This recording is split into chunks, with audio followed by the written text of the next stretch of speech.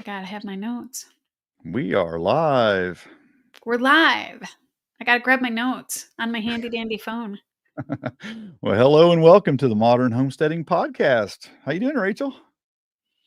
I'm doing pretty good. We're supposed to get snow. We are too. Like 1 to 3 inches tomorrow night. Yeah, same here. Wow. Yeah. That's a We're long getting way up there. apart for our weather to be similar. Yeah. What you're probably getting a little bit more than us, though, aren't you? Supposedly. Not really. Not where we're at. Out at the new place we might. Actually, I think that we got snow Monday out at the new place. A little bit colder there. It's only an hour difference. Not even. No, it's only like a half hour. Really, and it's that big of a 40 difference in minutes. weather, huh? We're just where we're at. We're really close to the big lake, Lake Michigan. And when she's warm right now from summer, so the snow kind of doesn't drop until it creates just that microclimate. Yeah, it's kind of funny here in Indiana. Interstate I-70 runs right through the middle of the state. And it's like it forms a line almost, and you'll see the weather patterns coming in, and it's like pretty much everything north of I-70 usually is snow, and everything south of I-70 is like ice. It'll be rain and ice. We don't get ice here. I don't know how you people do your ice. Oh yeah, we get it here too. But I'm just saying, it's often though. It's like it just divides over I-70 all the time. It's like, and I'm on the north side of I-70, so but it's like it's funny how it's a line right across there, and it tends to just flow right through that area, that pattern. I'm so thankful we don't get ice. It's pretty rare. We just get snow. Yeah, the ice. Not a lot of ice. Yeah, the ice can be really, really bad. I mean, when I was driving over the road and I had to just drive on that stuff. Ugh, yeah. Every day, it was like, that's the worst too. I mean, it does not matter what you're driving. When you're driving on ice, you can have. It doesn't matter. There's really it doesn't matter how good of a driver you are or what you're driving. Ice has no friend. I mean, maybe you can go on it, but you can't stop on it no matter what. So yeah, I can't even imagine driving a big truck in ice. Ooh, that gives me the chills. Yeah, it can be a little bit stressful for sure. Well, what's going on the old homestead right now? Anything new? Snow. Well, so Miss Dig came out. So I think that means we might be getting power. So I don't know if anybody knows what Miss Dig is, but Miss Dig is like, I don't know if that's just a Michigan thing or if that's everywhere. I've never heard of it. Okay. So you might call yours something different. So Miss Dig here is it's a free service that you call, and they come and flag your lines underground. So if there's any power lines or gas lines or anything, they will flag them. So when they come in, they don't get hit. So they were out to the house apparently, I think it was Tuesday. We heard they were out there and put flags up. So I think that means we might be getting power soon. Wow. Yeah. Well, hopefully, yeah, because when that happens, then it's game on. Then you got a lot of moving to do. And yeah, we were kind of hoping some of that moving would happen before we got lots of snow. So yeah, you're right. That will make it more difficult. Well, it didn't sound like the snow's coming in right away. Yeah, it's kind of a late year, so we're lucky. Yeah. So besides that, we have the sliding glass door that's in our basement of the new place that we ordered months ago. And I don't know why it's taking so long, but it's nothing special. It's a plain Jane sliding glass door. But we've been waiting and waiting and waiting. It finally came Friday. So we can finally have that up. And other than that, I've been eating some of my summer squash that I canned finally. I don't know why it's taken me so long to eat that. We talked about that last year. Yeah. It seems to be a thing I leave on the shelf for a while too. I don't know why. Yeah, and we had some tonight for dinner with some canned pork, tenderloin, and some canned corn. It was so yummy. All home canned. It was just, we're trying to eat some of that so we don't have to move it. So it's pretty good, actually.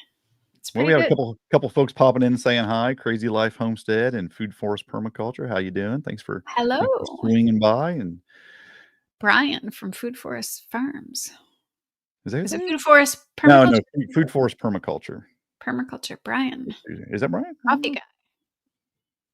Okay. Or no, maybe it's not. I don't think it is. Well, they'll probably tell us now that you're saying who it is. Yes, I think it is. It's Brian Norton. Brian Norton, I think. Different Brian than you're thinking. I around here, I've been just trying to, well, kind of the topic we're talking about today is kind of getting things in the house that were planted outside. I just like an hour ago, as I just didn't want to have to take care of plants indoors over the summer. So I had transplanted like my aloe vera outside and was growing it in the ground and things like Oh, that. And I just potted that back up and brought that back in the house. you And planted that in the ground, huh? yeah, I did. It did really, really good. It like tripled in size. So I put it back. Went to put it back in the Wow. same pot, and it was like I couldn't even fit the root ball inside the pot. And I was like, okay, I got to get a bigger pot because I just gonna put Wow. it back in the pot I took it out of, and I was like, oh, that isn't gonna work. So uh, I see you were wrong. It looks like Oh, I was. Okay. Well, oh well. about I who that can't see was. the comments on my side. Oh, you click on the little comment button on the side rail there, and it pops up the comments in Streamyard, I'll try it. and it brings it up. Anyway, and then you should be able to see it inside of StreamYard. Okay, I will try. Anyway, yeah, and like I said, it tripled in size. So I'm like, well, I guess I can start trying to maybe get a bigger pot on that or whatever. But yeah, just some other things. I brought some cuttings in. I'm gonna try to get them going from like figs and things. I was just gonna do them in the greenhouse. I thought, why heat the greenhouse when I can Right. fill up the kitchen table? You know, it might be a bad habit of mine too. Yeah, I know, countertops and kitchen tables and window sills all get filled up with stuff. I mean, yeah, we can talk about that as we go on with the podcast, but yeah, we've been dealing with that. I've been doing that and still trying to do some cleanup around here and just getting things ready for winter. I had to rotate the tires on my car, getting ready for winter time. And we had a little I had a possum get in the greenhouse, so I let my Oh, grandson have the joy of taking care of that. I won't get into how we took care of that, but I let him take care of that because he's 7 and 7-year-olds, quite an experience for them. So anyway, we got rid of that problem, and yeah, just not a lot. I've been working a lot at the day job, so, or you night have been job, I'll working a call lot. it. But yeah, just trying to get things ready for winter and get the gardens ready and just get things going. Oh, also, I we talked a lot about it on the podcast back a few months ago, and I was collecting a lot of mustard seeds. I think you did the same thing with some I plants. collected a ton of Brussels sprout seeds, like Yeah, tons. yeah, and I did the same thing with mustard seeds because I was going to make mustard. Well, I tried to make a little Oh, yeah. mustard. It didn't come out near as good. I didn't think. I just Oh, didn't. that's a bummer. Maybe I could probably try some different recipes, but I have like bags of seeds, and I thought, well, this is going to be again what we're going to talk about today. They'll be perfect for microgreens. There you go. Yeah. So I'm going to use them for that, but we Well, can talk that's why about I that saved later. mine, was for sprouts or Yeah, mustard yeah, I'm gonna green. use them for some indoor growing, but we'll talk about that as we go along to the episode. Very But fun. yeah, that's just kind of what it's been around here. So I mean, unfortunately, because I've been so busy working and getting things done around here, caught up around here, I haven't had time to go hunting. I don't know, has your husband been hunting much? He went one time, and he's very disappointed about it. He's a little I just salty over it. Yeah, I just haven't had the time, and I hate that because it's one of my favorite things in the world to do, and And, I I like to hunt too, and I wanna actually bag my first year because I'm new to it, oh, but you haven't had okay, I I knew you haven't went had hunting time and everything. either. I Okay, have yeah, I not just had time. so hopefully before the season's up, I'll at least get out and hunt some squirrel a couple times, I'm sure. But Right. um, I hope I can get out and maybe get a deer too. But I just haven't had the time to, and I hate that because I talk so much about things like that, doing things like that, and even using that to, but it is a time commitment. Hunting deer, it can take definitely some time. You have to spend some time out there. Usually you're not too lucky to walk Yeah. straight in the woods, bag one, and walk out. But yeah, that's what's been going on around here. So. Yeah, we've been doing lots of stuff outside, but I washed my seedling trays. I'm in need for some new ones. Half of mine died. They're just, they cracked and they get brittle after a while. So unfortunately, I'm gonna need to buy some new ones. I might have to buy some of those fancy ones that you talked about from Bootstrap. They're heavy duty, yeah, they're nice. Yeah. Hold up, yeah. But I've seen some, I think it's Epic Gardening now sells some pretty heavy duty ones too. I haven't used them, but I seen he was advertising some. Yeah, somebody told me about some ones too that were really, I can't remember where it Yeah, was. there's some different I Yeah. think he was kinda like the first one to come out with really heavy duty ones, but there's been a few others I think coming out with Yeah, them now. mine were like, I think they were probably medium duty. I got them at the local store that does a lot of seedling stuff, and they weren't like the cheapy black ones that you get at Walmart. Mhm. They were like the step up 10, 20 trays, but weren't great. So I think somebody's asking what 1020s are. They're the trays oh. that are, they have I wonder they're if that's 10-inch by dimension. 20-inch, and they Yeah. have a little. It depends on the number of holes you can get. The different, I forget what the different holes are on. Like they got a 24 hole. They got then get smaller for your transplants to plant in the 1020 trays, and it's just for basically Yeah. planting your seedlings in, and then use them for transplant later. They also said they don't have a hunting spot, and she's a woman hunter also. Yeah. Well, my hunting spots are public lands. I do most of my hunting on public land, and it's really pretty good here in Indiana. We have a lot of good public hunting land, and Yeah, that's what my quite a bit. husband did for decades. Yep.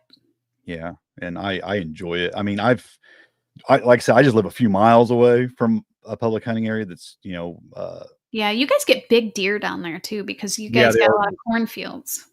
Yeah, they're big. They have decent size. I thought Michigan had pretty big deer too. Southern Michigan, Upper Michigan, where we're at, the Okay. whitetails don't get quite as big. Do you guys? Yours are whitetails, right? Yeah. Oh yeah. Yeah. They don't get quite as big up here, and I think it's because they have to scrounge more for food. Yeah. Well, I guess what we could do is jump into our topic for today. We could. We're going to talk about garden plants you can bring in and grow inside in the winter. Now, some of them you could literally transplant and bring in, or you can just start them from Right. seed Yep. inside and grow them. And we've touched on this topic, I think, in the past, but I think a little bit different in this one. We can maybe even talk about a few that you could actually transplant and bring in and continue to harvest from all through the Mhm. winter. But obviously, we're going to talk about things like microgreens and sprouting and things also that are just Right. planted from seed. Because it's that time of the year for a lot of us. Now, we know not all of our listeners are in places where this is even a thing. Some people are planting gardens that they're going to right now because this is a good time for them to maybe plant a Yeah. garden outside because it's starting to cool down a little bit where it'll actually Yeah, work yeah. on southern I mean, if you're in climate. Texas, this is when you might grow your colder crops. Yeah, exactly. So outside. Yeah. So, but for a lot of our listeners, for us, we got to bring things inside if we want to grow. I've got a greenhouse, but I have to heat that greenhouse for most things. There are some things like I could grow chard and kale, lettuces. I mean, still you have to keep those above freezing. Yeah. But there's definitely some hardy things that I could probably grow with ease without even heating the greenhouse all year. But a lot of those things will actually grow outside even, as long as Yeah. you don't get a bitter cold, like 40 below or something. You're probably good. A Yeah, lot I of them will mean, winter over. some of those things grow no matter what. Yeah, but yeah, mostly what I do is I bring a lot of stuff inside. Generally, I mean, I've tried different things. We're going to talk about hydroponics and aquaponics and greenhouse growing, things like that. And I've done all those things. Mhm. But the thing I pretty much always do is like I'll do we'll just we'll get a little more detail on it later is I'll definitely do microgreens. I just find as Yeah. far as if I'm looking for nutrition and easy and lots of food, it's a good way Yep. to go. I mean, and it gives you some growing, it gives you something to grow. And I do that every year. And as we'll go, we'll kind of dive into that a little bit more. But I think one of the first things that you really have to be aware of if you're going to bring things indoors and grow them is the soil. Because a lot of people might be apt to just dig up some soil out of their garden beds because, that's our good soil we put so much work into, right?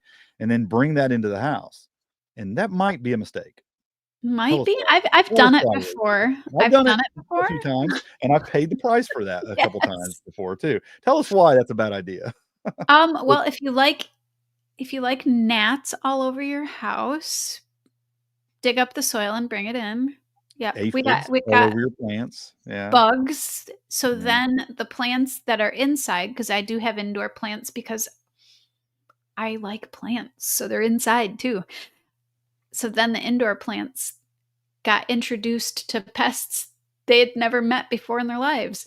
Yeah, it was mostly gnats for me. I had big, like Did tons of little you've gnats never had an everywhere. aphid infestation from bringing in soil from outside? I haven't, but I haven't had huge issues with aphids here. Yeah, that's the funny thing. I haven't had them outside, but the problem is that I have a lot of other bugs, outside because we do permaculture here, right? So we have a Right. nice balance of predators that will eat those Yeah. bugs, ladybugs, praying mantises, things like that will eat the aphids out there. Well, when you bring those in the house, you're doing two things. You're creating a perfect environment for those things to thrive in, Mhm. with no predators to keep them at bay. Exactly. Well, now you have a problem. Where you didn't have a problem outside, you bring them in the house, now you have a problem. So it can definitely be an issue for sure. So what And do the you soil, suggest doing instead of that? Do you suggest buying potting soil? you can do a few things. You can buy potting soil. Of course, Yeah. you can make your own potting soil. Yep. You can dig the garden soil out and make it. You could throw it in the oven, for Yeah, example. you could sterilize it. You That can sounds like a sterilize it. lot of work depending on And how much you're you bringing can in. do that. And to me, I would just make my own. I always have cocoa coir available and some Right. compost available. So I'll just mix up some cocoa coir, some compost. You can throw some perlite or some, Yeah. what's the other, not perlite, what's the other one? Vermiculite? Vermiculite in there with Yeah. it that would help with drainage and, holding the Yes. water in there and drainage and things like that. You compost, a little bit of compost will give you some nutrients, but you could, I think you put down a recipe on the notes, 2 parts cocoa coir, 1 part compost, 1 part perlite. I think it's a great mixture. That's a great Yeah. mixture. Yeah. And, It works. Yeah, and if your compost gets hot, you shouldn't have any issues with the disease and the yeah, pest. get a good finished compost that you'll wanna put Yep. in that. Yep. And, you know, I've used pure compost before, and certain plants can handle that. Some plants don't Yeah. handle that very well. Fruiting plants can handle that really, really well. Really Yeah, I well. mean, who hasn't had squash grow out of their compost? Yeah, Those usually do I've fine, but had yeah, the that'd best be tomatoes I ever grew one time. yeah. Yeah, the biggest, most beautiful beefsteak tomatoes I've ever grown in my life was a plant that just popped up out of a compost pile. Yep. And I'd never seen I'd never seen tomatoes that big and juicy before. They were amazing. But yeah, you could literally grow things like cherry tomatoes or something like that, and they would do well with Yeah. some compost like that. But this is a good recipe for most. But you don't want to go through the trouble. You can just go buy you a good organic potting soil is fine. It depends. But Yeah, if you're gonna most do a bunch of stores things, that can get a little are gonna have expensive. that. Yeah, it could get a little expensive, but most stores are gonna have a good organic potting soil. Yeah, yeah. There's some good ones out there. Um, yeah, always just pay attention though to your soil because I think it's pretty important. You also have to be aware of lighting. When you Yeah. bring stuff indoors, and that's one of my biggest struggles is like here in the northern hemisphere, we have to use our south facing windows. Well, I only have a couple. We have a couple big windows, but we always have stuff sitting in front of them. We don't have a lot of space I for have just using natural light. You have 0 south facing windows. But you have some window sills we can use. We'll put them in the window mhm, sills and set them there. But if you have anything bigger, they just won't set there. So you might have to put up lighting. You might have to yeah. get some actual full spectrum LED lights for some grow Yeah, lights for that. The good news is those have gotten so much more affordable than they used to be. they have, and with them being LED, they don't drive up your electric bill too, Yeah, or make I your had room hot. right. I used to have complete indoor beds set up with fluorescent lighting, which was back then a lot cheaper Yeah. than using but it also wasn't full spectrum as well. I mean, things didn't grow as good. It was good for growing things like leafy greens and stuff, but fruiting things, you couldn't Yeah, really you grow want the anything full from anything. spectrum if you're gonna have anything fruiting, Mhm. because it's different than if you're seed starting. When you're seed starting, you're transferring them outside, but if you're gonna Right. grow it inside, especially with fruiting, like if you wanted cherry tomatoes, yeah. And the thing too is a lot of windows now, newer windows, have a lot of UV protection and stuff on them, so Good the point. Yeah, plants are not getting as much as that's you a good think. point. Up here, the sun is so low in the sky, I don't even think we're getting 12 hours a day. I think we're only getting like 10 hours a day right now of sunlight. Mhm. So, yeah, I would need lights here. Unless, I mean, obviously, if you're growing lettuce or something, it would probably be just fine. Yeah, yeah. Well, I set up my little rack system. I actually got the idea from you on how to drop uh, what's that you put around them, like Oh, it's like an emergency blanket, blanket. emergency Yeah. blanket, like those Those like silver foil. emergency blankets. Yeah, the foil Yeah. emergency blankets. Wrap it up in that, and that helps the light really stay inside that shelving. And then you hang your lights at the top of the shelving. That worked out really, really well back in the spring when I did that, or last winter, basically when I did that for my seed starting. So we set those up. I set the lights on a timer. You can Yeah. set it. I usually set Automate it it. if you can, for I sure. usually do like 12 hours. Because it really helps prevent the legginess. I think if you give it too little light, they're going to get more leggy. Yep. And you know, it's nice if you can make adjustments where you can keep those lights just a few inches, you know, 6, 8, 10 inches above your plants so they don't get leggy reaching for the light, because they will. So the closer you can keep it in, but you don't want to lay them right on the lights because they can actually burn the Yeah, leaves. I've had it Even happen. the LEDs will do that. It'll brown the leaves if it touches them. Yep. Because I've had them do that with my aquaponics and stuff. But yeah, definitely use the timers and stuff. It'll save you electric bill. It'll save you the hassle. You'll forget if you don't. You will forget Oh, yeah, you to go will. turn off your lights. You know, Mine are it in just my basement, so I don't even walk by it, yeah, just because it's out of sight, out of mind, but, yep. we just have them down there because it's where we had the space, and it Hmm. works really well to be down there, and, yeah, it's And of nice. course, you have to think about temperature. Most people, it isn't an issue, but if say you have them in a basement or in a room you Right. don't heat, because sometimes people will block off some rooms they're not using for winter, like guest rooms or whatever.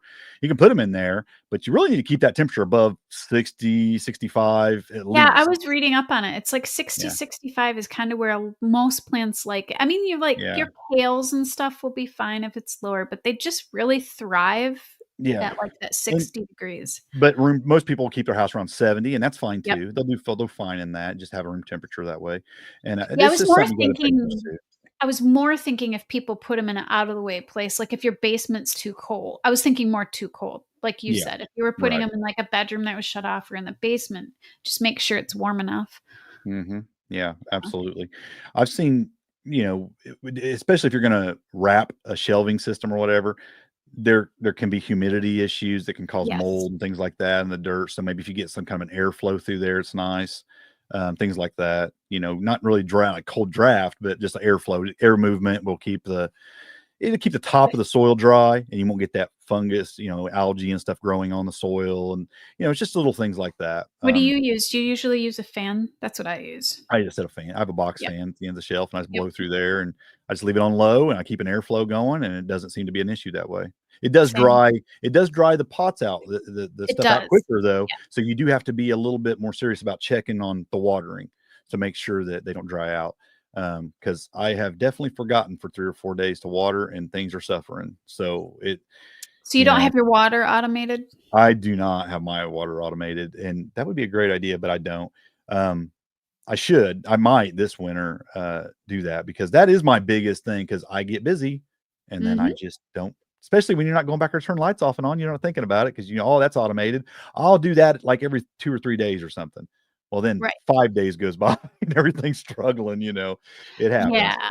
It's Yeah. actually one of my bigger struggles with the greenhouse. Like I just forget to go in there and water things. I love growing in a greenhouse, but you got to remember to water things. You just have to, you tend to think it's outside. I just don't think about it, and you know, at least if it's in the house, you got to walk by it occasionally, so you do Well, notice it. that's my problem. I put it in the basement where I don't walk by You it, so don't, maybe yeah, I need to move it to where I do walk by it.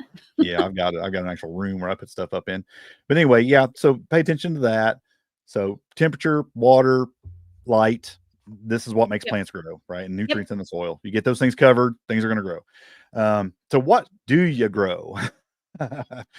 Well, Well, yeah, herbs. there's Let's quite a start with few things. herbs. But really, here's the reality: anything can be grown inside. Just some things Yes, take more it depends care on how and much attention time than and others. effort and Yeah. space you wanna dedicate. Yep. So I guess what we're going to focus on are maybe the things that are the easiest, or will just come easier, I guess, Right. and they're beneficial. And herbs are definitely the top of that list. Yep. Herbs grow extremely easy indoors. You do have to know Mhm. your herb and kind of what they like. Yes. Some like Some may, dry and some like moist. yep, and So, temperature ranges and more light, and there's different things. So do a little homework on ones, but some I've definitely grown mint and basil. I don't think you've got a couple on here. I don't think I've actually grown inside. I've stevia. Yeah, stevia is something that's another plant that I will transplant. I will grow outside in the ground and then transplant it into a pot and bring it in the house. So that's another one I do that with. yeah, and Um, those are one of those ones that are, they're a tropical plant, yeah, but you can grow it technically. year round. So Yeah. they either like to have their leaves misted, or what I do is I put a baggie over the top of them and just put slits in the baggie so it can breathe, but they like that little tent. They like That that humidity, yeah, that tent. Yeah. humidity. Yeah. Yeah, I haven't done that, but that's a good idea. I just keep mine watered. But yeah, you're right, it's a tropical plant, but I tell you what, for a sweetener, that's one of the healthiest sweeteners you can grow, natural sweeteners. You just pop a leaf off of that and Oh, drop you that in just a need drink or 1. something. It's amazing how much of Yeah. a sweetener that is. I mean, 1 I'll leaf just cut 1 leaf off or Mhm. less than a leaf and put it Yeah, in with my tea in the morning, and yeah. that's enough to sweeten it. It's amazing. It's a It great is. plant to grow. And you know what? It's actually getting really easy to find. Like, you can go I've seen those for sale at Walmart, the little starter plants of stevia and Yeah. stuff at Walmart. You Yeah, they can sell them get seeds everywhere. for them, but they are so tiny, and they're kind of I've a never pain to grown them start. from seed. I bought 2 or 3 of the plants over the years, and, yeah, I like growing it. It's just a nice little, natural Yeah. sweetener that you can grow on your property no matter where you live, so I like that. Those are Um, easier to grow from cuttings, in my opinion. yeah, thyme, oregano, Have you ever done chives. chives? You I've haven't never done grown them chives? inside, no, like I said, Really? basil and mint, I've definitely done. I've done, rosemary. I've done some rosemary in the house. Mhm. I've grown a few, herbs in the house. I'm Yeah, trying to think of all of them, but I've done, the basil, mints, thyme, oregano, chives. I like Those are the my main. The Mediterranean stuff because it's you can definitely not have to worry about watering it quite as much and stuff. It's Yeah. a little more, Like rosemary, tolerant of growing definitely. in a house. Yeah, it really does grow in a house really, really well.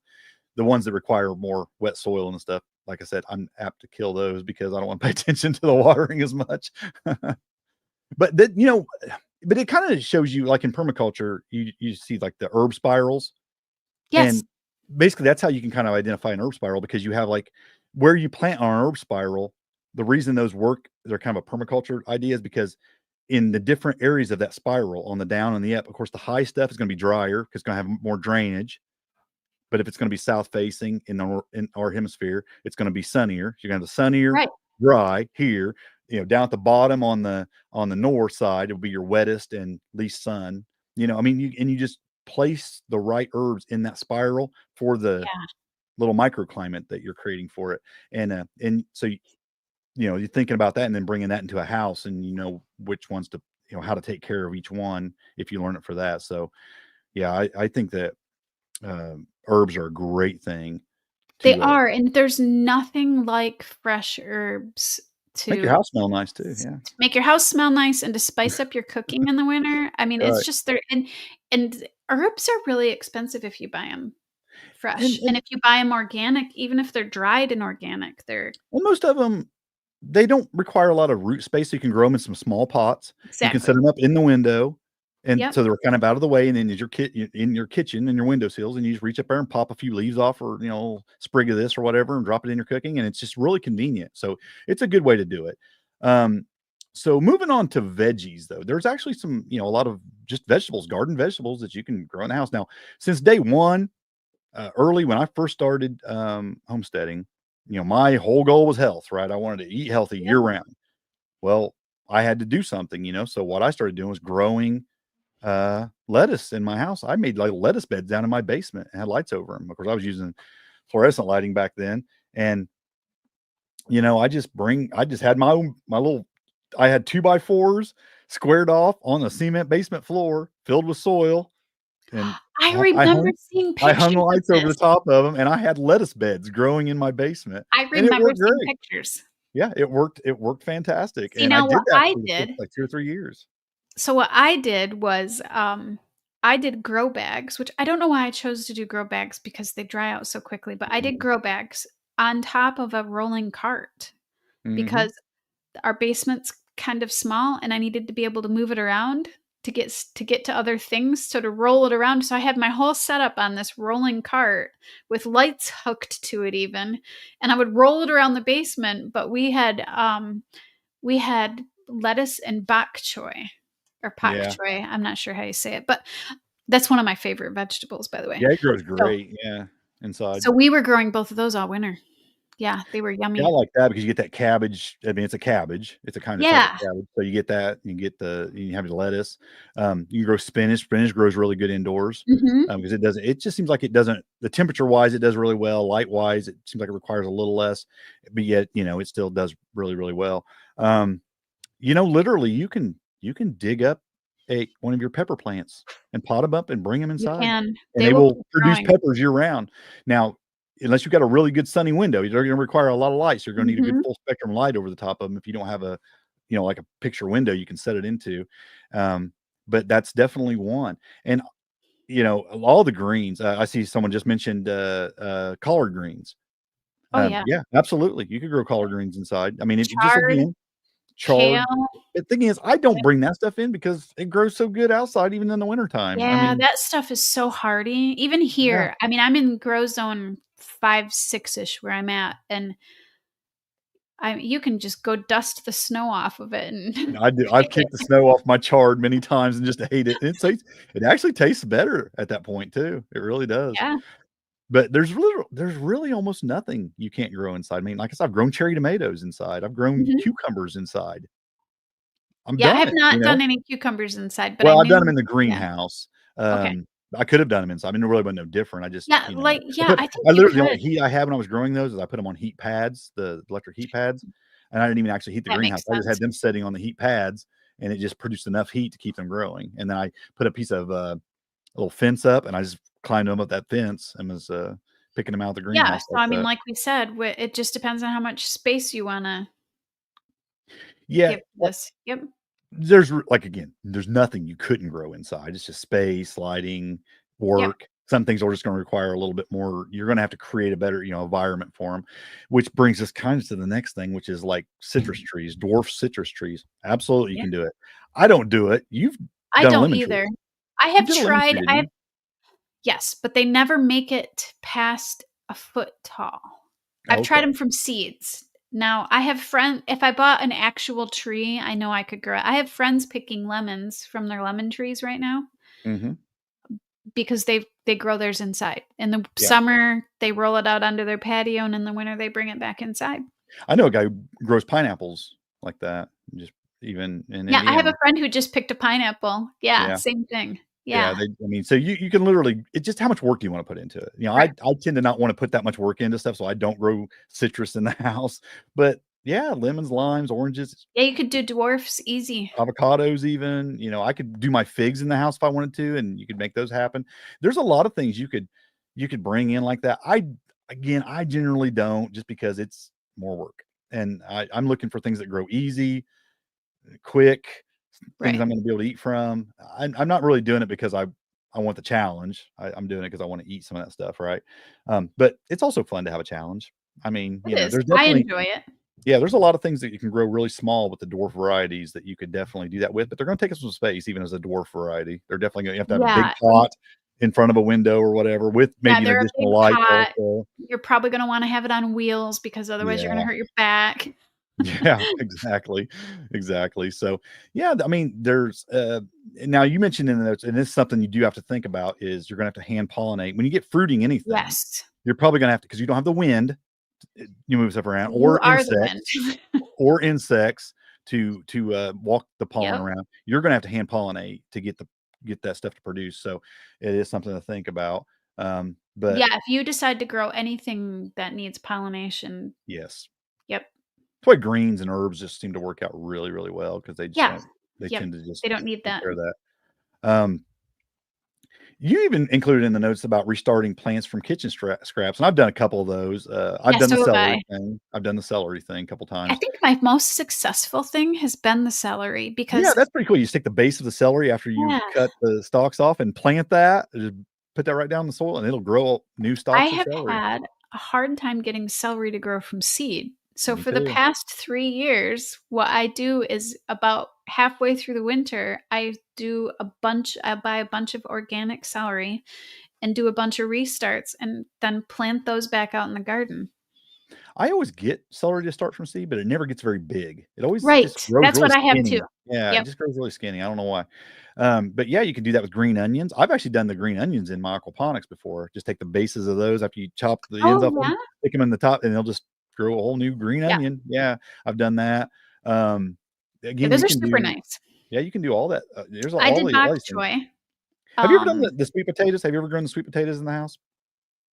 I have not grown them in the house, but I start my own slips every year, and I would think that if you didn't want the actual tuber, Yeah, if you're just doing it for the leaves. if Yeah. you were just doing it because the leaves you can eat like spinach.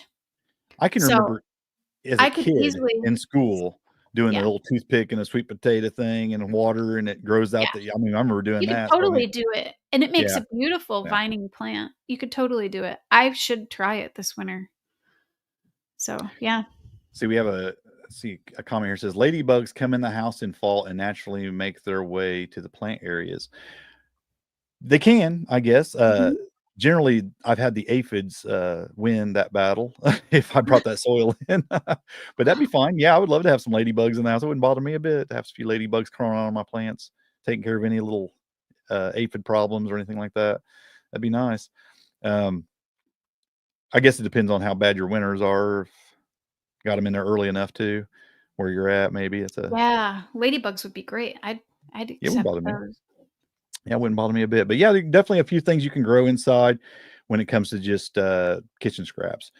Now we get to the things that I tend to do more these days. Yeah, me too. Because I find I bring less and less things inside, and I'm growing less and less actual garden vegetables. But what I do is a lot of microgreens and sprouting. Well, I do more microgreens than sprouting, but you do a lot of sprouting too. I do more sprouting than microgreens I do the probably, microgreens. only because you have your automated system set up, which I need to do. Well, oh, my microgreens? Yeah. Yeah, I have, where's my screen share thing? I was gonna look for that. I was gonna, like, show my microgreen setup. Yeah, But, your yeah, I mean, microgreen it's setup. just a rack I keep in the kitchen in front of the kitchen window, and I rotate. I have, like, 4 pans that I rotate around, and, let me see if I can bring it up here. I was just gonna show it for those folks watching this on YouTube and not on, the podcast. See, folks that are listening to the audio podcast these days might be missing out on some things, huh? Because Yeah, they might have to come and look. yeah, we're tending to share things now. But this is my can you see that? Yeah, I've I, seen I it usually before. have like Yep. I usually put this little shelf in front of the window, and then I rotate. I like to start the bottom there, and then I'll go to the next shelf, and then when I cut the top pan, I'll rotate it back to the bottom and replant. And those are sunflower shoots there. Do you put like a paper towel or something between? Yes. Now these are Okay. actually these pans. They have the holes. Now they're actually made for sprouting. These are sprouting pans. But what Yes. I do is I take that top pan, I fill the bottom pan up to where the water comes up about half an inch into the top pan, and then I lay a paper towel. I'll kind of coat that with paper towel on the top, put my half inch of soil in there, and my seeds in there, and then that's it. And because I had that water coming up about a half an inch into it, by the time that water starts being used and evaporating, those microgreens are sending down roots through that paper towel into the water, and I will never water those things. They will go there like it's usually a 5 to Yeah, 7 day see, cycle, and those roots will reach down and stay watered right till the day I pick them, and I'll just do the water one time, and I never have to water them again when I use these so pans my up here. trays are the ones that aren't as deep as those, and I need to get those because they're deeper. Now, what do you use for your soil mixture? Are you using a mixture or are you using your compost? I just use a potting soil on that. Okay.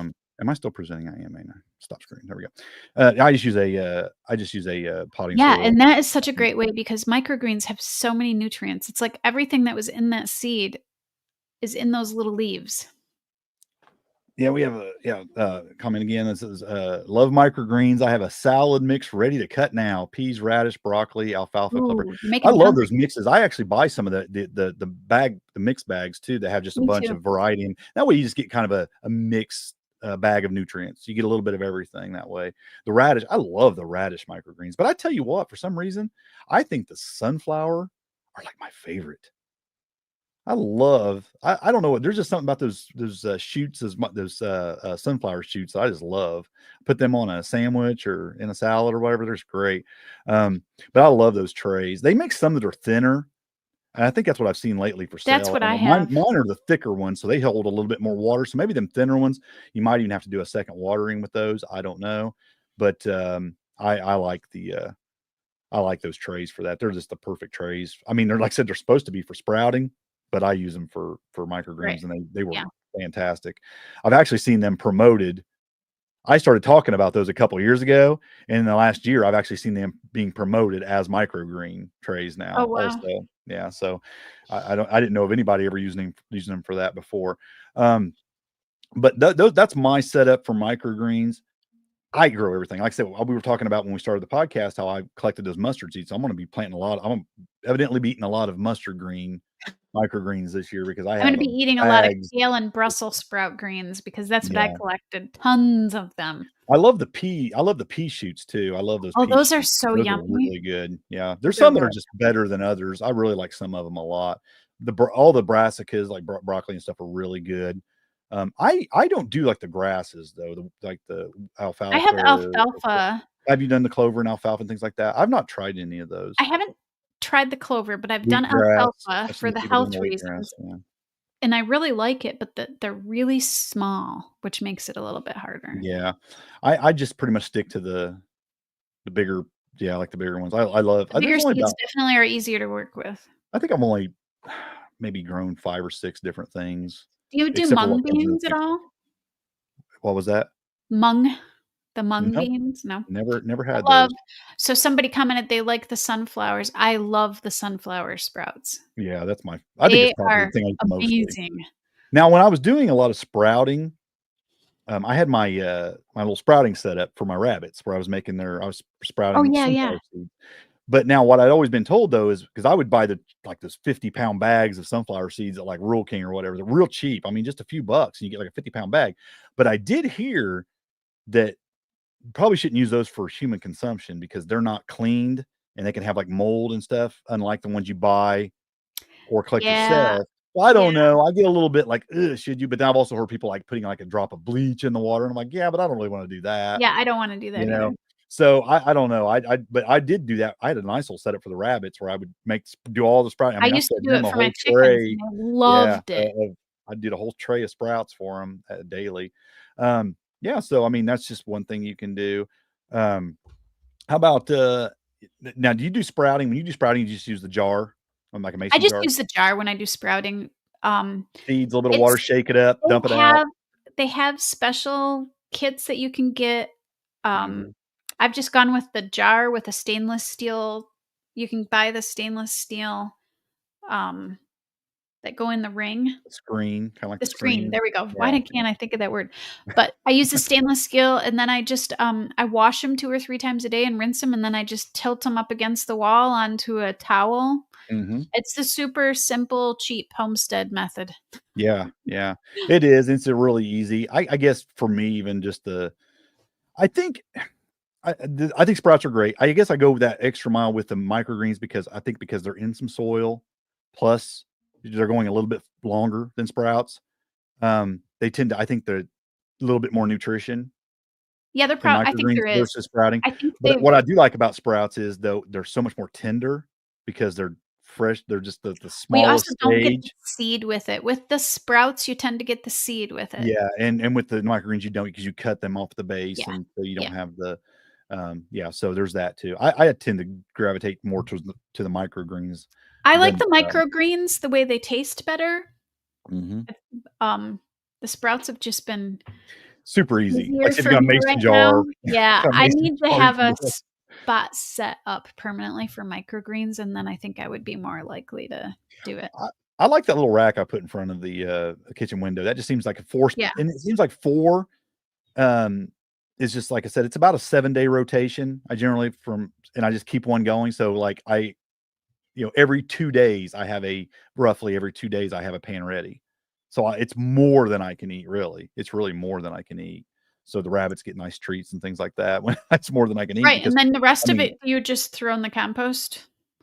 yeah, if I'm not gonna eat, I mean, because I'm gonna have a fresh pan, so I might as well just throw it in the compost or feed it to the rabbits or something like Right, that. like the potting soil with the paper Oh yeah, towel, what's you left just over, throw the in roots, there. I just take it out and dump it over into the compost pile, and There yeah, you just go. add it to that and mix it in, and it works out great. So it works really, really nice. How about crack key hydroponics? Have you done some of that, Rachel?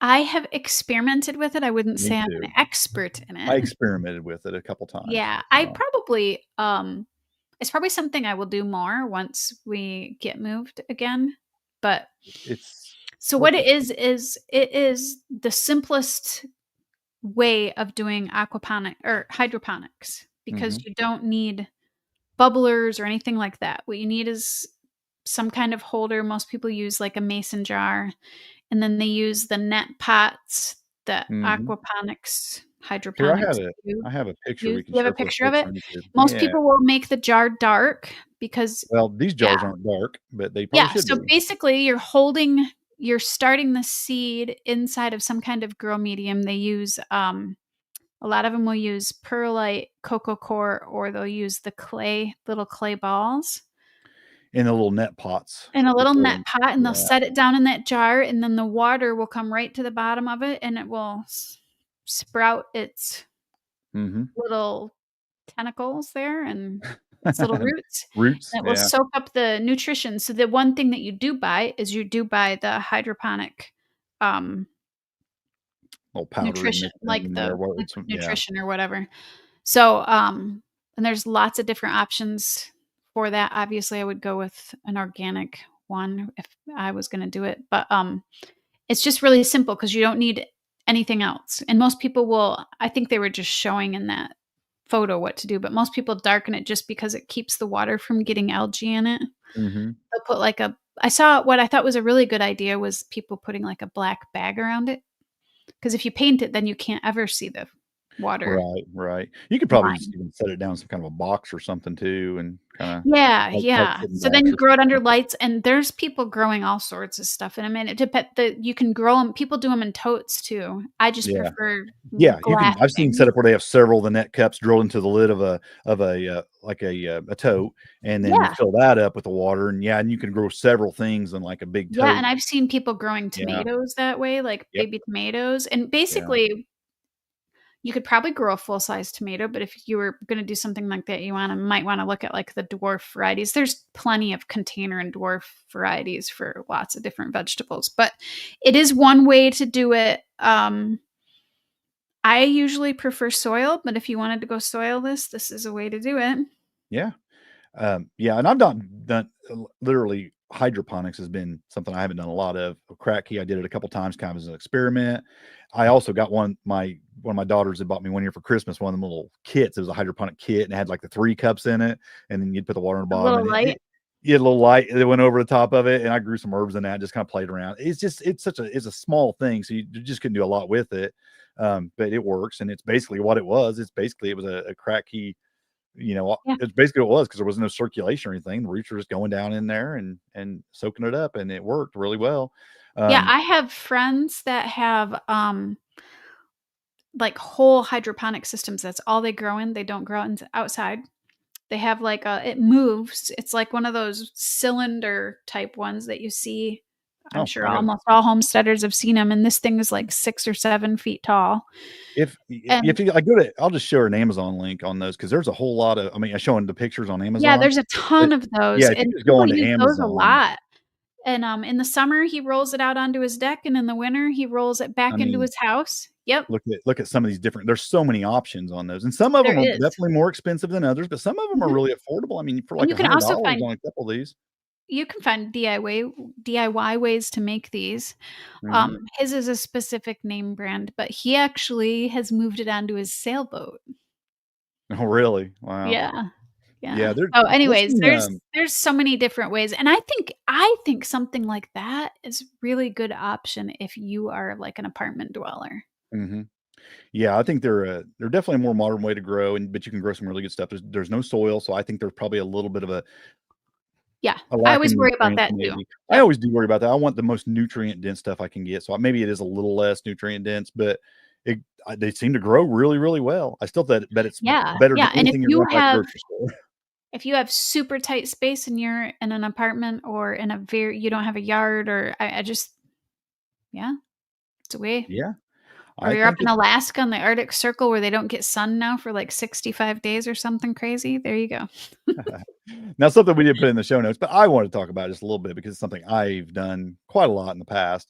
I haven't set it up this year yet. I don't know if I'm going to, but I've grown indoor aquaponics with fish. Yes, you And, have.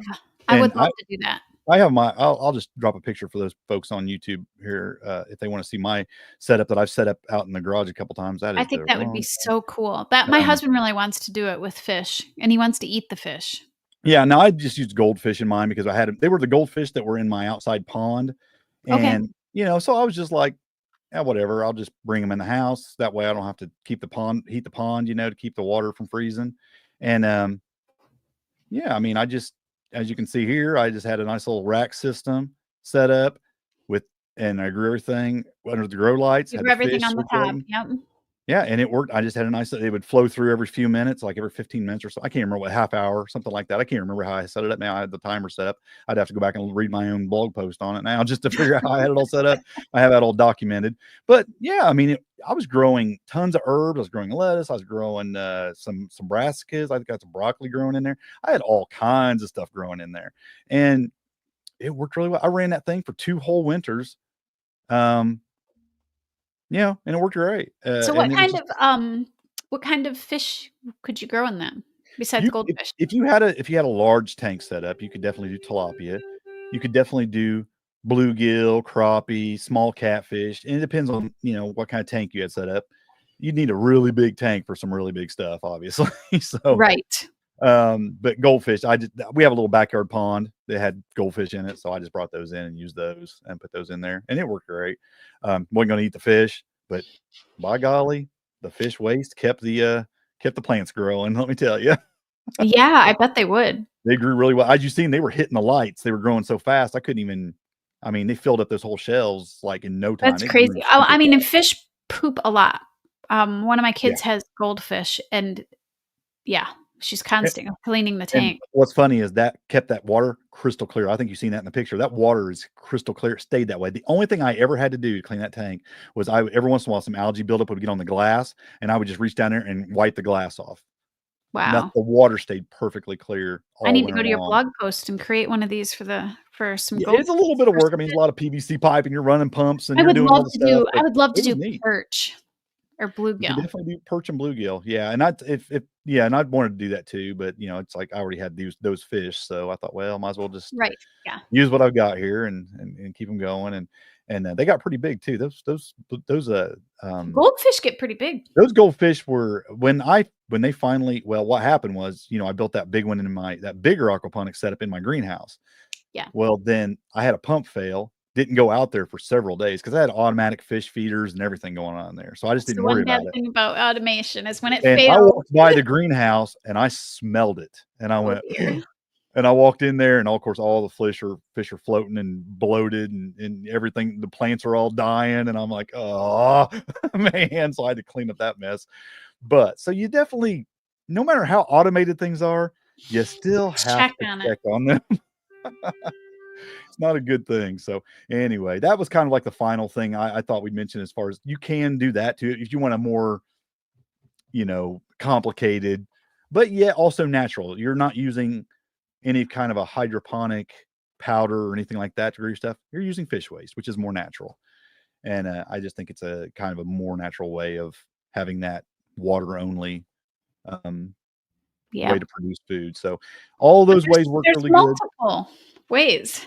Oh yeah, just grow towers. You've seen this, the soil grow towers, Mhm. even those you can do. I mean, there's so many different things you can do. I think indoor growing, it's a great way to keep feeding yourself all winter.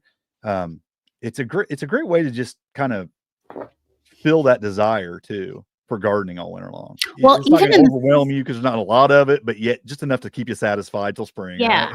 Well, or if you're somebody that lives in, like, Texas and it's hot, maybe it's a great way to grow your In the gardens summer, inside in the summer so you there can you have go. lettuce.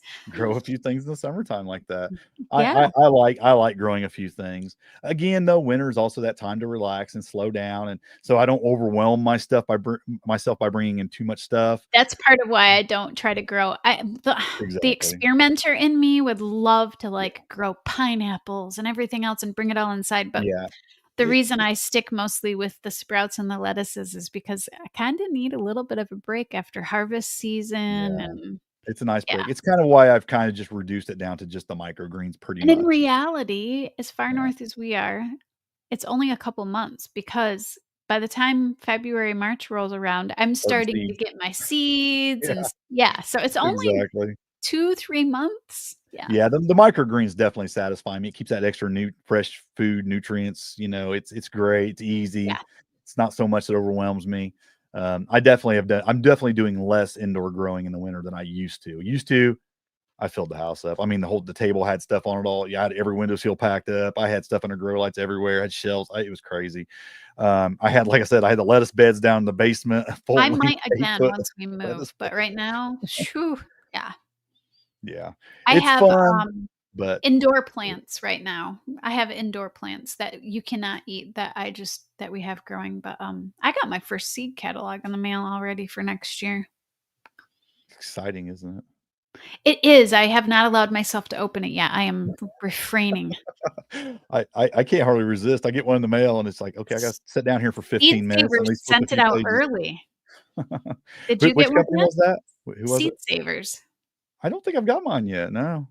I I got know it I haven't. last week. I was Yeah. like, "Wow, they're early."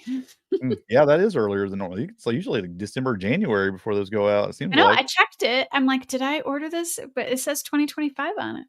So, I You're, know. well, you probably spend more money with them than I do, so they thought, "We get this person theirs early, we get more I don't money out of know. them." But yeah, it's hard to not I have seeds I need to use up, but like I said, I have the kale and Brussels sprouts that, I need to turn into some microgreens and sprouts for sure. Yeah, for sure. That's why I've been using up all those seeds. Like I said, I collected so many seeds that I've got to do some. I What's just funny is, found well, Go ahead. real quick, what's funny is I separated those all outside because it's a mess, right? And there was a Yes. little bit of a breeze. There was a little bit of a breeze, so I was kind of using the breeze to separate the chaff from the seed, right? So I did it on a big sheet. I got a bed sheet, laid them all out there, crumbled them all up, and then I'm kind of flipping the sheet up, and all the chaff's kind of blowing away. Well, what happened though is quite a few seeds blew out too. So Uh-oh. now, and You this have where all I these the in seeds the started? section of the yard where I was doing the seed separation, there are mustard plants growing up Oh, all no. over the place. Now the good news is I'll mow those a couple times and they won't grow back because they're not like a perennial or anything. But it was just funny. I walk out there right now and there's like a whole bunch of mustard growing out in my yard. Yep. I So I just was found like, a well, whole pillowcase full of more Brussels sprout seed pods that I mhm.